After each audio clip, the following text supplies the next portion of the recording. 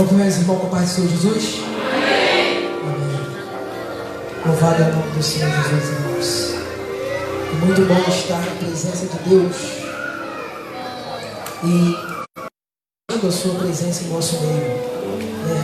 Grande é o agir de Deus nesta noite em nossas vidas.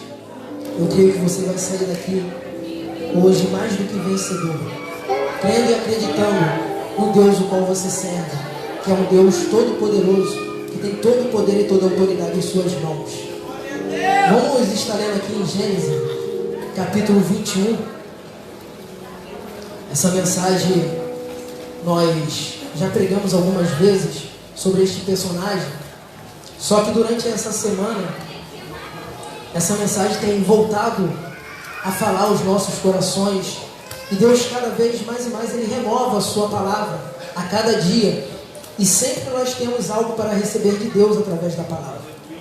Eu confesso que nós estávamos preparando uma outra mensagem para estar pregando, mas quando o Diego falou conosco hoje, e por ter, também vai ter duas palavras, eu creio que Deus vai falar fortemente aos nossos corações, aprove Deus nós trazer esta rápida palavra, mas que os irmãos prestem atenção, porque eu creio que o Espírito Santo de Deus vai falar hoje na tua vida. Eu creio que promessas, projetos, aleluia, hoje vão ser avivados por Deus, que Deus vai trazer vida, até para aquilo que você mesmo, aos teus olhos, você mesmo já falou que está morto, que não tem jeito, que não vai acontecer. Mas o Deus que tem todo o poder e toda a autoridade, Ele diz na sua palavra, aleluia, que aquilo que porventura está morto na tua vida, para Ele apenas dorme. E hoje aprove Ele, aleluia, vir até ti e trazer vida ao teu projeto, a promessa a qual Ele te fez. Creia numa coisa, irmãos, nesta palavra, aquilo que Deus falou, Ele é fiel para cumprir. Amém? Glória a Deus. Capítulo 21. Vamos ler o versículo... Aleluia. O versículo 17. Versículo 17, 18 e a primeira parte do versículo 20. Capítulo 21, versículo 17, 18 e a primeira parte do versículo 20. Amém? Que diz: E Deus ouviu a voz do menino, e o anjo de Deus chamou Agar desde o céu, e lhe disse: Que te aflige, Agar? Não temas, pois Deus ouviu a voz do menino, de onde ele está. Ergue-te, levanta o menino nos teus braços, pois farei dele uma grande nação. Primeira parte do 20. E Deus estava com o menino, e ele cresceu e habitou no deserto. E Deus estava com o menino, e ele cresceu e habitou no deserto. Eu quero que você frise bem isso. O menino cresceu no deserto. Aleluia. Louvado o nome do Senhor. Irmãos, a história bíblica vai dizer que este personagem Agar, ele entra em cena quando Sarai, esposa de Abraão, tinha 75 anos. E o seu tempo para ter filhos já tinha se passado. No entanto, ela tinha uma serva egípcia, cujo nome era Agar. Provavelmente Agar foi adquirida naquele momento onde Abraão ele vai até a terra do Egito.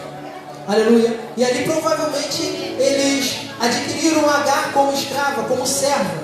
E Agar era serva de Sarai até então. E Sarai, impedida de ter filho, e sabendo da promessa qual Deus tinha feito a Abraão, e com base na lei a qual o tempo ela vivia, ela vai ter a ideia de pedir a Abraão para que venha se deitar com Agar, possuir Agar como mulher, e assim porventura gerar filhos, para que a promessa de Deus pudesse se cumprir. Porque a lei dava base a ela fazer isso, porque como Agar era sua serva, se Agar tivesse um filho, o filho não seria de Agar, mas seria da sua senhora, de Sara. E como a promessa estava na vida de Abraão até então, Sara entendia que ela podia facilitar o agir de Deus. E o texto vai dizer que assim Abraão faz.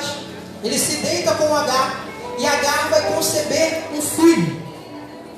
E Agar, quando ela percebe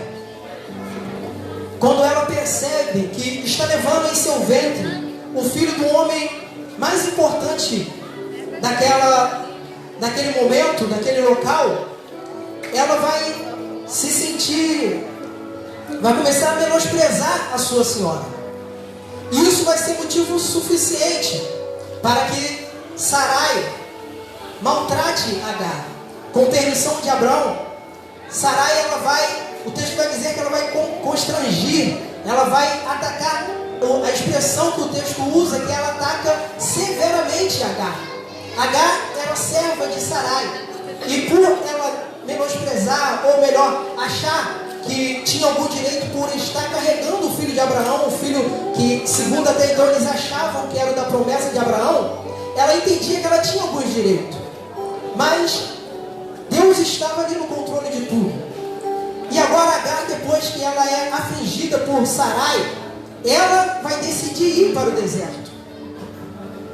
E o texto vai dizer que quando ela está diante de um poço no deserto, o anjo do Senhor vem até ela.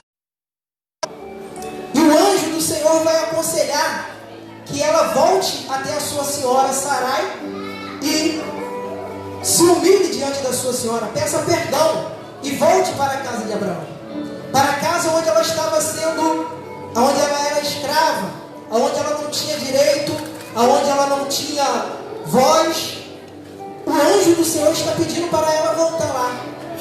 Só que agora ela vai voltar com algo diferente, porque o texto vai dizer que Deus agora vai fazer uma promessa diretamente para Agar.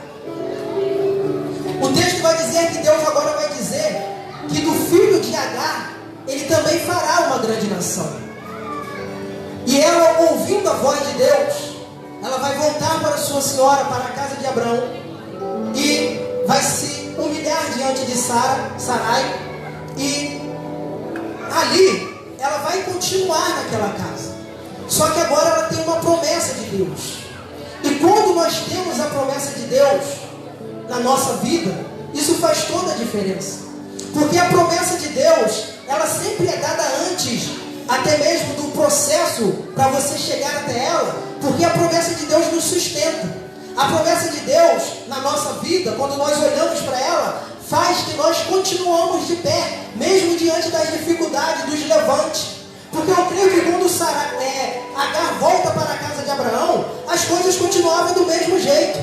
Sara continuava tratando ela como serva, ela continuava sem ter voz ativa, mas agora ela tinha a promessa de Deus na vida dela. Agora ela não estava mais centralizada na promessa de Abraão, mas ela tinha a sua própria promessa. Aleluia. Eu não sei qual é a promessa de Deus para a tua vida, mas agarre nela. Use ela como combustível para você permanecer de pé, porque os levantes vão vir, o inimigo vai se levantar, as coisas vão parecer que não vai dar certo, mas todas as vezes que você olhar para a promessa, ou melhor, para quem te fez a promessa, isso vai te dar força para você continuar de pé e permanecer, esperando o tempo de Deus chegar na tua vida. E eu creio que durante esses 14 anos, o que sustentou Agar foi a promessa. Na mente dela, ela achava que a promessa ia acontecer ali na casa de Abraão. O meu filho Ismael, ele vai ser o filho da promessa de Abraão. Ela estava ali se sentindo de repente numa zona de conforto, porque ela estava dentro da casa de Abraão, o servo de Deus. Isso era como fosse uma garantia para ela, que a promessa realmente ia acontecer. E quando nós estamos vivendo humanamente falando, no período que tudo está indo favorável, nós aumentamos a nossa fé e verdadeiramente acreditamos, Deus vai fazer, porque este é o caminho. Só que muitas das vezes a história muda, e assim foi na vida de Agar. O texto vai dizer que nasce Isaac, e como nós sabemos, Isaac era o filho da promessa de Abraão. De Isaac, Deus ia fazer a semente de Abraão. Ele viria o Salvador, Jesus Cristo, como nos alcançou. Então, quando chega este período, o texto vai dizer que nasce Isaac, e quando ele passa o período da amamentação, Abraão vai dar uma festa para comemorar. E nesta festa vai acontecer algo muito comum.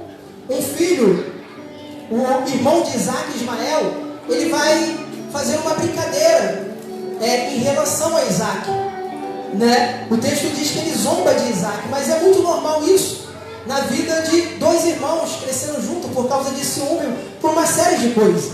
Mas isso foi suficiente para que Agar, para que Sara pedisse para Abraão expulsar Agar e o seu filho de sua casa, porque ela disse que Ismael não ia herdar juntamente com Isaac. E Deus, ele aprova isso no coração de Abraão. Só que antes ele vai falar que ele também cuidaria de Ismael e de Agar. Deus fala para Abraão que dali para frente ele não precisa mais se preocupar com Agar e Ismael, porque dali para frente seria com ele. Mas Deus fala isso para Abraão, não para Agar. E o texto vai dizer que Agar é colocada no deserto. Outrora, como nós falamos, ela escolheu ir para o deserto. Agora, Deus permitiu que ela fosse para o deserto. E é nessas horas que nós não entendemos se Deus verdadeiramente ele está no negócio. Quando Deus permite que nós entramos no deserto. Agar, ela não sabia que Deus estava no controle de tudo. Por isso o texto vai dizer que ela andou errante. Ela andou sem saber para onde ir. Ela andou sem direção. Porque até então, no coração dela, no entendimento dela, a promessa só iria acontecer se ela estivesse na casa de Abraão. Muitas das vezes, nós traçamos uma trajetória para que a promessa se cumpra na nossa vida, nos nossos olhos humanos. E de repente, parece que Deus muda tudo. E nós não entendemos. E achamos que não vai acontecer mais. Achamos que aquilo que Deus prometeu, Ele não vai cumprir.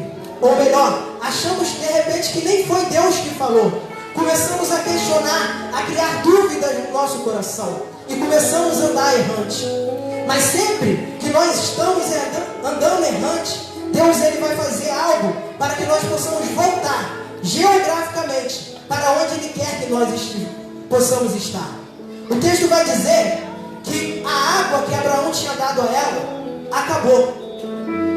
A água aqui representa aquilo que o homem pode dar.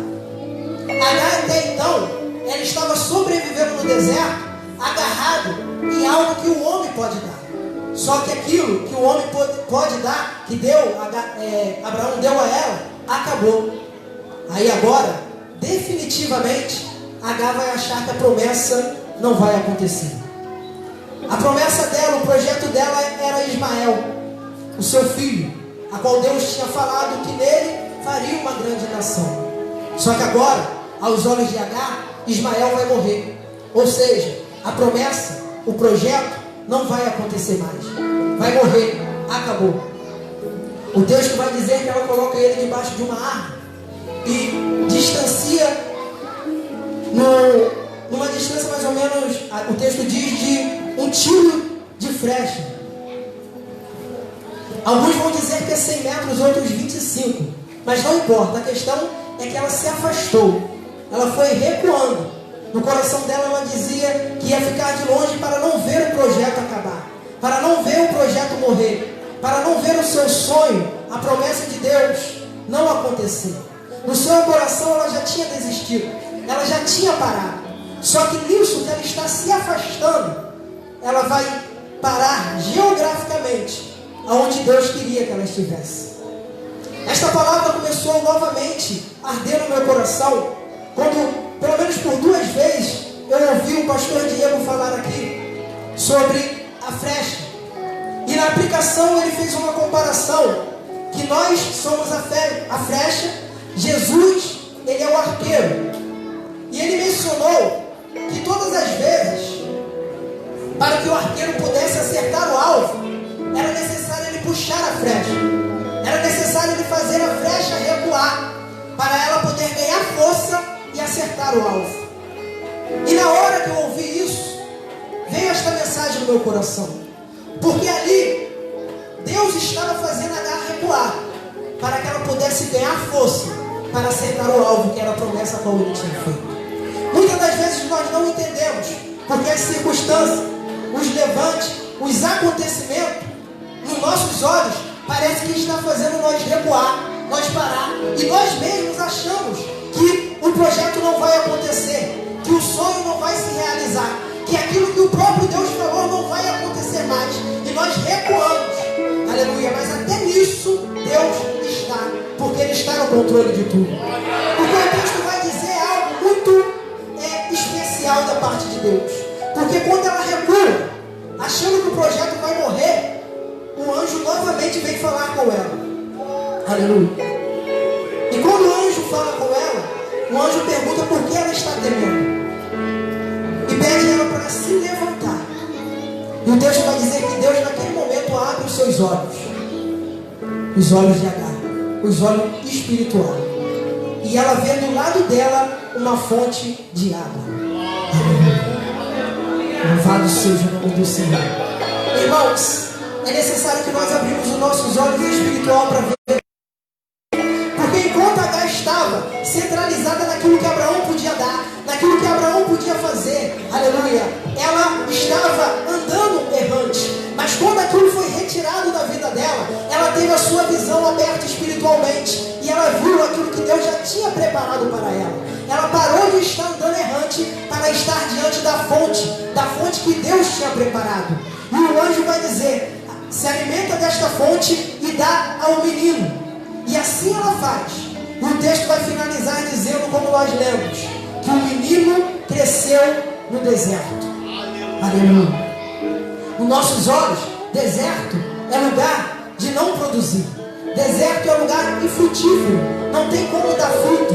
Não tem como crescer. Aleluia. Mas isso, na lógica humana, quando Deus está contigo no deserto, até no deserto, Ele faz você frutificar. Ele faz você prosperar. Ele faz você dar resultado para que o nome dele seja glorificado. Porque o Deus que você serve não é um Deus compulsivo, mas um Deus do impossível. Então o que você está vivendo, independente do que você está vivendo, independente da tua ótica, que está dizendo que não vai acontecer, que não vai se cumprir, que o projeto está falido, está morto, hoje Deus manda te dizer que esta mesma fonte, que é o Espírito Santo de Deus, que vem diretamente do trono de Deus, ela está presente nesta noite. E a única coisa que você tem que fazer é se alimentar desta fonte, perder o teu projeto, colocar novamente de pé, porque Deus é fiel para cumprir aquilo que Ele te prometeu. E agir nele, ninguém pode impedir o agir de Deus na tua vida. Então vai acontecer. Vamos ficar de pé para fazer uma rápida oração. Aleluia. Louvado seja o nome do Senhor Jesus. Glória a Deus. Glória ao Espírito Santo de Deus.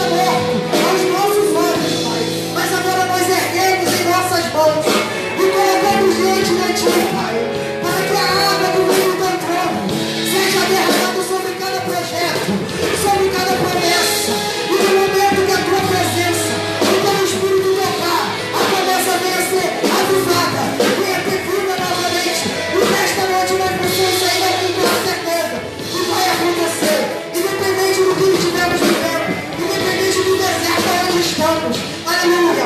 Nós cremos no Deus do impossível, no Deus do sobrenatural. E nós cremos e recebemos em nosso coração que é este mesmo Deus que está conosco nesta noite. E nós tomamos posse da nossa promessa. Aleluia. E a partir de hoje, todas as vezes que nós pensarmos em parar, em recuar, em desistir, em desacreditar, nós vamos olhar para a promessa. Nós vamos olhar para quem nos prometeu. Que o tempo vai chegar e nós vamos cantar o hino da vitória. Aleluia. Glória a Deus. Adoro o nome dele. Eu agradeço a oportunidade de Deus.